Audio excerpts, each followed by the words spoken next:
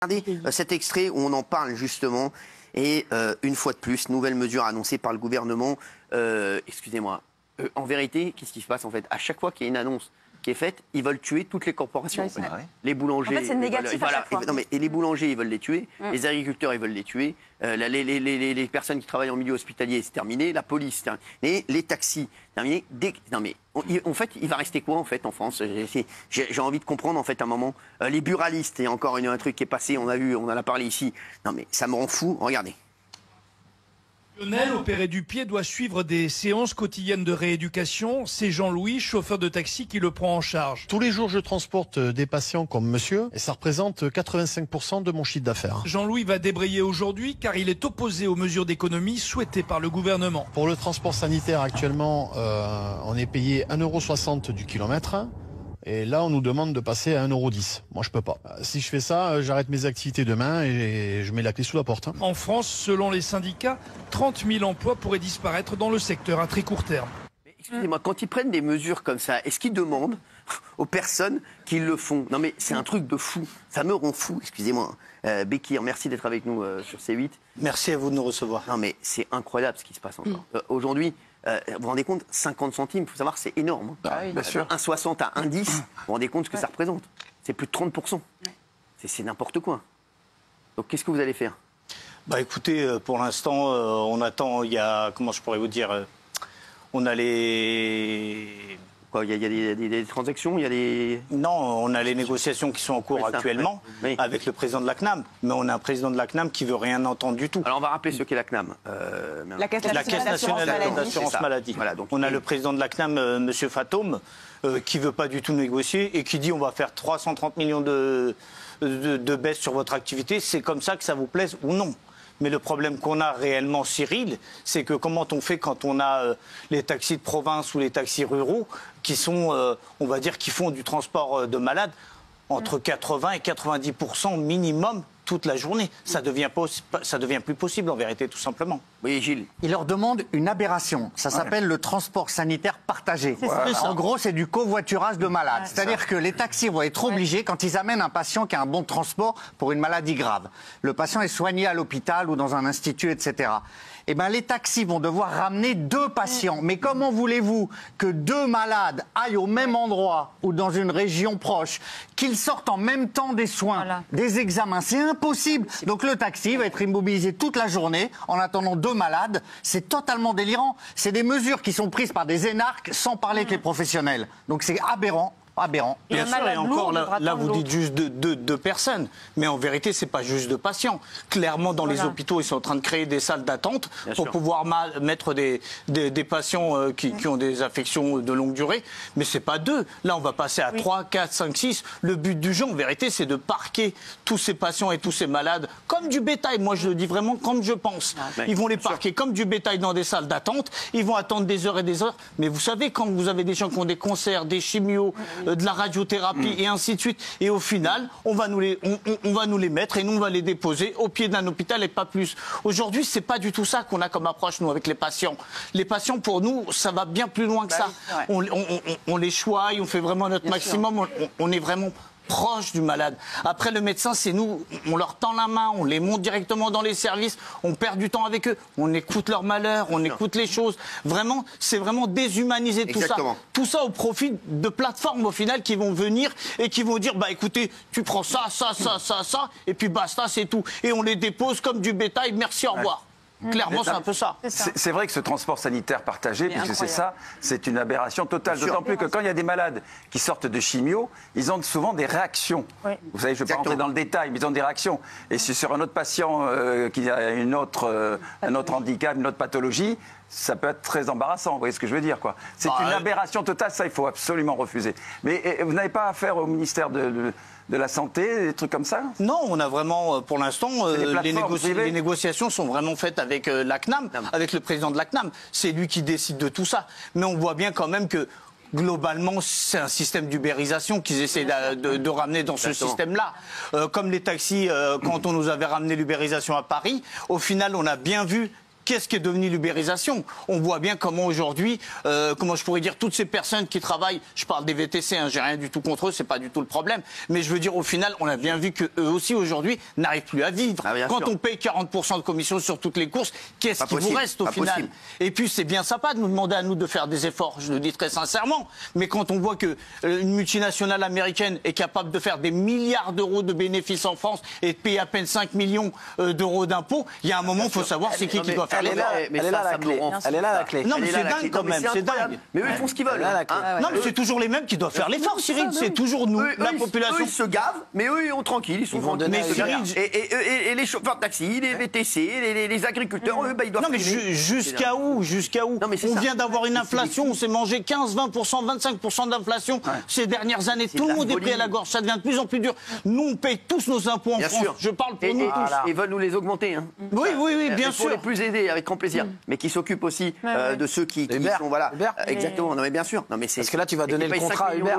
Tu vas donner un contrat à Uber qui défiscalise. Exactement. Donc nous, avec nos impôts, on va payer des transports pour l'hôpital pour que Uber défiscalise derrière. Au lieu d'aider ici, les entreprises ici, ils font tout ce qu'il ne faut pas faire. Ça me rend fou. Non, mais moi, je le dis vraiment très sincèrement, Cyril. En province, on commence à voir déjà des manifestations, que ce soit à Toulouse, à Marseille, dans certaines communes. Pour l'instant, c'est rien. Mais oui, à partir du mois de décembre, si on voit que le président de la CNAM ne veut rien savoir et ne veut pas négocier, écoutez, c'est simple. Nous, les taxis, je le dis à tout le monde, on travaille au compteur. On a un compteur, on travaille, c'est le juste prix, le compteur. On veut bien faire des efforts. Déjà, pour les courses conventionnées, on fait déjà des remises entre 15 et 30% déjà.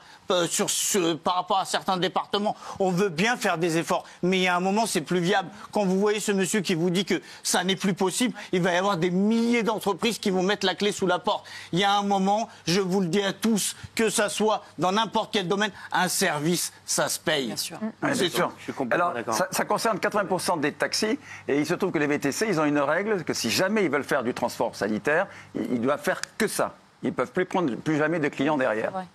Oui, non, c'est vraiment...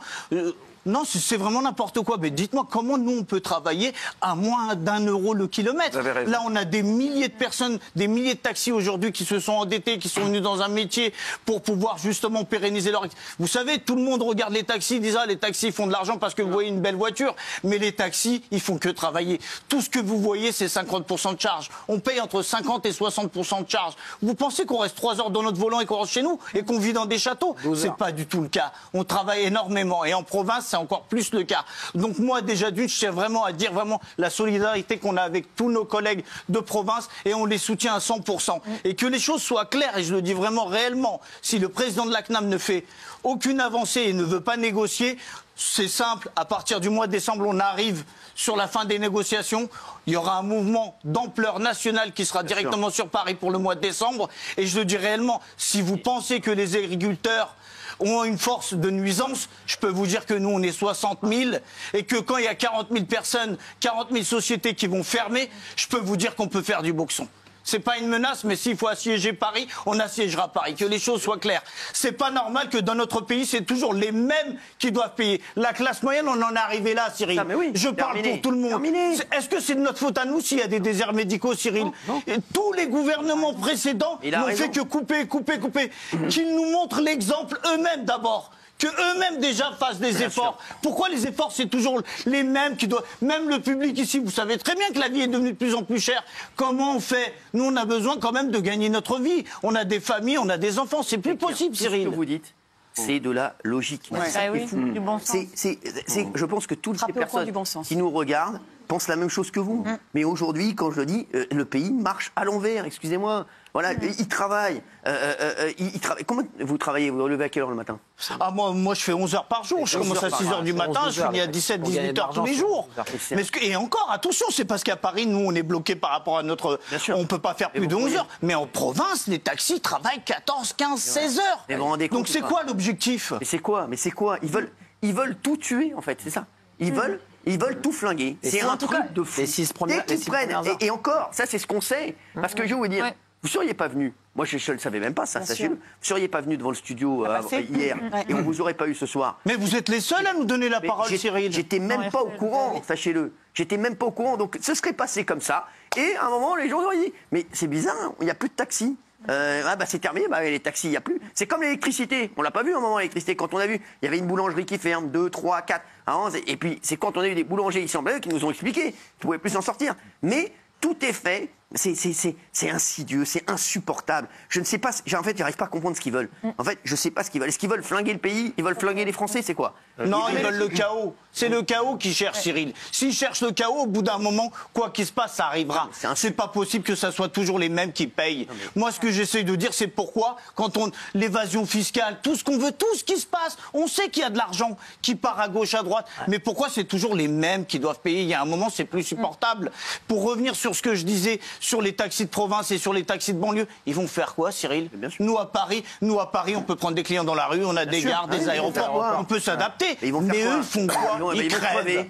Ils veulent les crever. Je peux vous dire quelque chose qu'on ne se laissera pas faire. Donc je le dis là clairement, si le président de la CNAM ne va pas dans notre sens ou ne veut pas négocier raisonnablement, on peut faire des efforts, on est des humains, on comprend des choses. Mais quand on a un prix du gasoil qui est arrivé à 1,70 €, 1,80 €, des véhicules qui sont 20% plus chers, il y a un moment, on fait comment, en vrai? Mais je vais vous dire, il faut qu'aussi tous ces gens-là, tous ces gens qui sont à des hauts postes, il faut qu'ils aient un petit peu de considération. Excusez-moi, la considération, c'est ce qu'ils demandent aussi. C'est pas des fous. Ils disent pas on veut ça et pas autrement. Non, pas du tout. Ils sont capables de négocier, mais dire aux taxis, non, je vous le dis, à partir de demain c'est comme ça. On vous enlève 30%, et c'est comme ça et vous la fermez. Non mais Et puis même, là, je m'adresse à tous les gens qui sont dans le plateau et tous ceux qui ont une famille. Autour de vous, vous avez des proches qui sont malades. C'est la réalité. Est-ce que vous voulez vraiment que ce côté-là aussi devienne de plus en plus désimmunisé? Est-ce que vous voulez vraiment qu'on oublie et qu'on lâche les gens comme du bétail? Mais par contre, le gouvernement était bien content pendant la pandémie, quand il fallait que les taxis, on nous mettait au front pour dire emmenez le personnel soignant pour qu'on fasse le taf. On en a perdu, nous, des collègues, Cyril. Donc les efforts, on veut bien l'effort, mais à un moment, il y a des choses qui sont acceptables et il y a des choses qui ne sont pas acceptables. S'ils cherchent un rapport de force, on le fera, Cyril. Mais on ne veut pas en arriver là. S'il y en a qui se souviennent des problèmes qu'on a eu à Porte-Maillot il y a quelques années, si vous ne voulez pas plus que ça, je vous invite vraiment à négocier. Et surtout, quelque chose que je tiens à dire, parce que c'est ça qu'ils veulent au final, notre compteur, on ne le touche pas. C'est tout. Et moi, je l'ai su parce que mon mari est patient. Donc, on l'a déjà prévenu qu'effectivement, il y aurait désormais du covoiturage et qu'il sera peut-être amené à attendre 3-4 heures un patient qui est hospitalisé pour une autre pathologie. C'est catastrophique. Mais comment on peut entendre ça? Mais c'est insupportable. C'est insupportable. Excusez-moi, Isabelle. Vous vous rendez compte, quelqu'un qui est malade, il va attendre 3-4 heures. Ça pénalise tout le monde. Et le patient... Et le taxi. Quelqu'un qui est fatigué, qui vient de subir des soins, il va attendre 3-4 heures de rentrer chez lui parce qu'il doit attendre. Mais excusez-moi. Et puis même, après, on va le mettre avec d'autres malades qui ont d'autres pathologies. Et au final, c'est contagieux, ils vont tomber encore plus malades. Et en plus, le plus marrant, c'est que maintenant, il ne veut plus donner de conventionnement. Le président de la CNAM ne veut plus conventionner. Ça veut dire qu'il va y avoir moins de taxis conventionnés. Donc au final, si... t'es chez toi, t'es malade et que t'arrives pas à te déplacer dans les hôpitaux, tu vas crever chez toi. Mais je vais vous dire, c'est que des mauvaises décisions.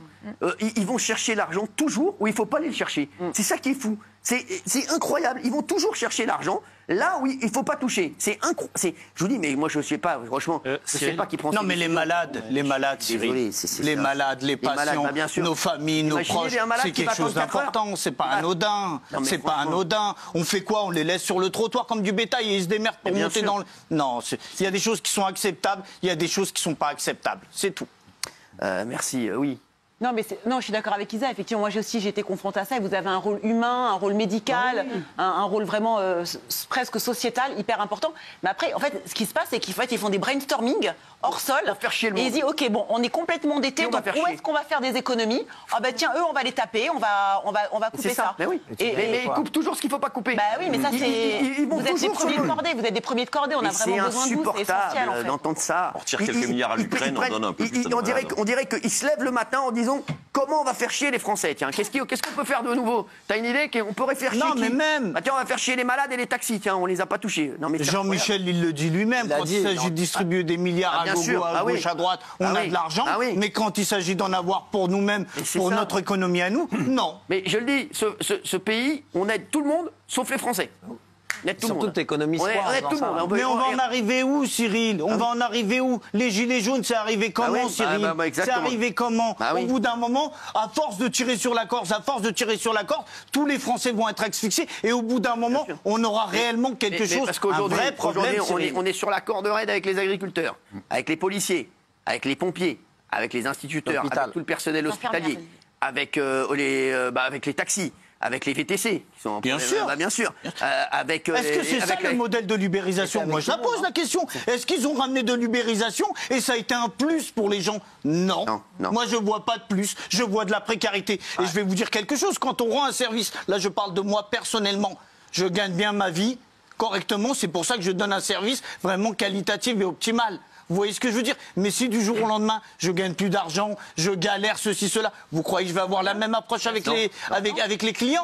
C'est humain, c'est humain. On est des humains. Et pour ça, j'ai besoin de faire tourner mon entreprise. S'ils veulent vraiment qu'on ait 40 000 sociétés qui ferment, c'est là où on va arriver. Et puis même s'ils installaient ce système, ils font comment pour payer leurs charges? Si du jour au lendemain tu baisses de 30%, on va bien payer nos charges par rapport à l'année dernière. Et quand je dis 30%, attention Cyril, ça va de 30 à 50, ça dépend des régions Cyril. Mais quelqu'un qui fait 100% de courses conventionnées, qui fait des clients, mais comment il fait? Donc vous voulez des suicides? C'est des choses comme ça que vous voulez. C'est fou. C'est tout. Oui, Thomas Guénolé. Oui, vous vous êtes plusieurs fois posé la question, Cyril, mais qu'est-ce qui leur prend? Ils sont complètement fous, ils ciblent les mauvaises personnes. Non, en fait, il y a une logique. Et c'est très important que les téléspectateurs comprennent ça, c'est qu'en fait, ils ciblent délibérément, ce gouvernement et les précédents, et leur haute administration et leur service, ciblent délibérément les gens dont ils pensent qu'ils ne peuvent pas se défendre. Ou qu'ils n'oseront pas se défendre ou s'organiser, ou qui sont trop mal organisés, ou vous mentionniez les infirmières, les pompiers, etc. Des gens qui n'oseront pas moralement arrêter leur boulot tellement ils sont dévoués aux autres. C'est donc quelque chose, de complètement cynique, et deux, qui incite en réalité à se défendre. C'est-à-dire que eux, ils sont là pour tondre tous ceux qui peuvent. Jusqu'au sens, ils le font. Oui, mais au bout d'un moment, il n'y a plus grand-chose à tondre. Et c'est pour ça que je suis d'accord avec vous, monsieur, et que je voulais vous dire, effectivement, défendez-vous, mais je vous encourage même à faire vos opérations de blocage le plus vite possible, puisqu'ils ne comprennent que la force. Bah écoutez, s'ils cherchent la force, on le fera. Parce que les gilets jaunes, c'est ce que ça a donné. Vous avez affaire à des seigneurs du verbe saigner. Vous voyez? Ils saignent tous ceux qui peuvent. Pour pouvoir remplir leur caisse, si vous ne vous défendez pas, ils vont vous tondre, et c'est valable pour tout le monde, un par un. Si vous ne réagissez pas, ils vont vous tondre, puisque moins vous réagissez, plus ils vous tondent fort. Oui, mais on est archi-endetté, donc comment on fait? Et à côté de ça, les gens ne veulent plus travailler, ils veulent la retraite le plus tôt possible. Comment on fait? On arrête de donner des milliards à tout va, à gauche et à droite. Les gens commencent par ça. Les gens commencent par ça. Déjà. C'est tout, Cyril.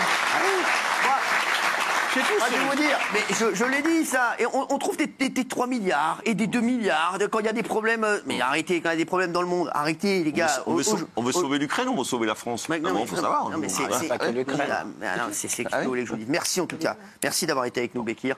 Et on espère que votre message va passer et que ça va pouvoir se régler sans que vous alliez dans la rue. Je leur souhaite. Voilà, c'est un conseil qu'on leur donne. Voilà, franchement, et j'espère que ça va se régler parce que c'est pas possible de ne pas vous entendre. Et en plus, je le redis, ils sont prêts à négocier, ils sont prêts à discuter. Ça qui est bien sûr, bien sûr. Donc c'est ça. Nous sommes des gens responsables, il n'y a aucun problème. Exactement, mais c'est ce qu'il a dit, vous vous rendez compte, alors que les sociétés étrangères, ça, on s'en fout. Ils font ce qu'ils veulent ici. Et on leur donne des marchés. On continue à leur donner des marchés. C'est comme, je vais vous dire la vérité, je vais vous donner un autre exemple qui est incroyable parce que ça rejoint.